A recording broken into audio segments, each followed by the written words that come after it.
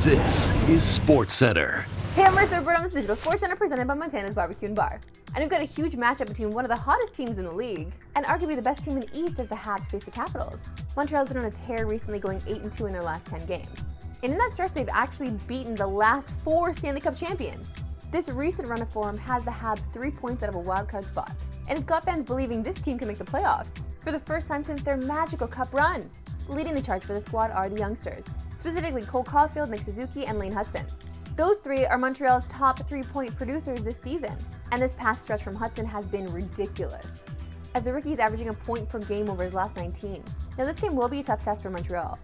Not that has meant much lately, but Washington sits atop the Metro, 4 points ahead of the Devils and with 3 games in hand. And they're one of the most well-balanced teams in the NHL. 8 Caps players have 25 or more points so far this season, and 7 players have scored 10 or more goals. So yeah, that is a lot of balance. Dylan Strome is having a career year, averaging better than a point per game, which leads the team. While former third-round pick Alexi Protas is 1 goal behind Ovi for the team lead, and he's already tripled his career high in goals from a season ago. Add in the stellar play of Logan Thompson in net, and you can understand why this Washington team is winning a ton of games, and might actually be for real for real. It's crazy we said all that and only mentioned Alex Ovechkin's name once. He's now only 23 goals away from breaking Wayne Gretzky's all-time mark, which is pretty cool that we get to see this in our lifetime as hockey fans. Those of you in the Habs region who watch tonight's game on TSN at 7 Eastern, 8 Atlantic. To football, we are just a day away from the start of the NFL playoffs on TSN and CTV. And what an opening weekend we've got, because the deck for Wildcard Weekend is absolutely stacked with great matchups. So what better way to get you set for that than with some FanDuel Fast Facts? So let's put 40 seconds on the clock and see how many of these I can get through. 40 seconds on the clock, and we're starting right now. Underdogs were 69 and 105 all-time on a Wildcard Weekend on average. An average of 1.5 upsets per season. At least one underdog has won a game in the wildcard round in 40 of the 46 seasons dating to 1978. Josh Allen is the all-time leader in playoff yards per game in NFL history at 330.2 per game. His pass and rush yards prop on FanDuel for Sunday against the Broncos is 280.5, 50 yards below his career average. Justin Herbert is the 3rd player in NFL history to have 3 or fewer INT with 400-plus pass attempts. He joins Aaron Rodgers from 2008 and Tom Brady from 2016. Herbert is plus 116 through a pick Saturday against the Texans with no interception and minus 152. Herbert had 2 or more pass touchdowns in each of his final 4 games of the last 20. Okay. I'm going to count that one only because 1, 2, 3, 4. Because the other ones that's 3 and 1, 2 and 1, and 3 and 1. Like, we need to reformat this and actually put point form on each fact, because if that were the case, I would have had 10 at least by now.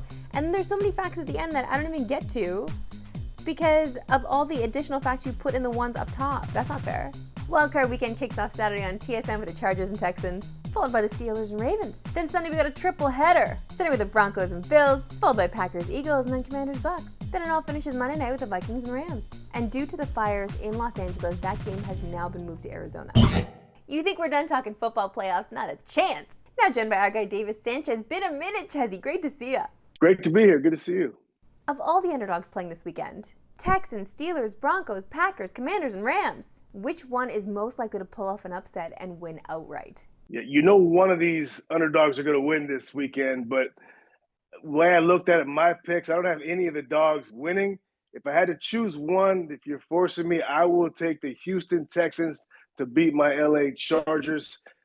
Look, this is, the most even matchup. The Chargers aren't dominant by any means. I think we've seen the Houston Texans struggle mightily, especially this offense that was supposed to be so dynamic, and now they're pedestrian. But the Chargers, aren't a team that's gonna, same thing offensively, they're not great defensively.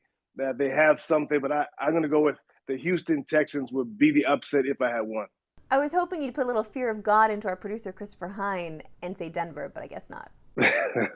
That's, to be fair, a lot of folks think this is going to be a blowout. This is going to be a close game. They match up. The Broncos match up really well with the Bills. So, Chris should be a little nervous. I'm all for anyone making fun of producer Christopher Hine on this show, and I applaud it. Come on, more. Okay, give us your best bet for the weekend and why. My goodness. So Monday's game, I absolutely love Justin Jefferson going over just because of what I saw. I went back to watch every snap of that game with the Detroit Lions. The Lions were amazing defense. Their corners played great.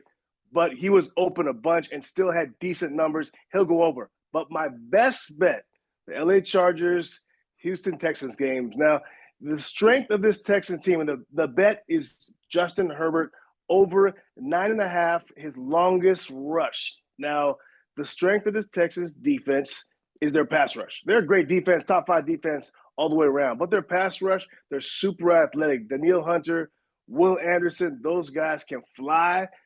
The Chargers struggle to rush the ball, but they have an athletic quarterback in Justin Herbert. Justin Herbert needs to attack the edges with those 2 defensive ends, keep them honest, and the way to do that is RPO action or in the run game. 9.5 yards, his longest rush. That is an absolute slam dunk. My favorite play of the week happens to be the first game on Saturday, which will help my bankroll for the rest of the playoffs.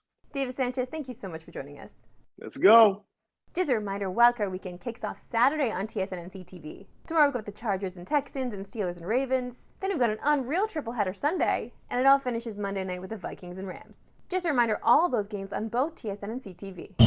10 off my favorite segment and yours that we love sports today. Why we love sports today. As a show, I would say we're generally pro Spikeball. I mean, have you ever played? If you think it's just a nice leisurely activity, think again because you will sweat. But this version of Spikeball with less running on a couple rafts is more my speed.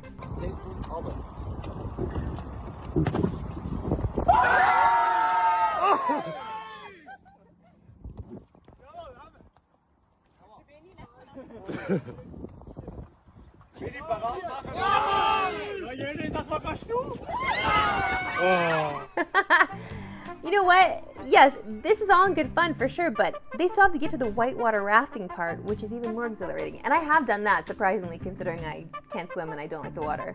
I don't know what I was thinking. That's it for me today. We'll see you right back here Monday. Have a great weekend.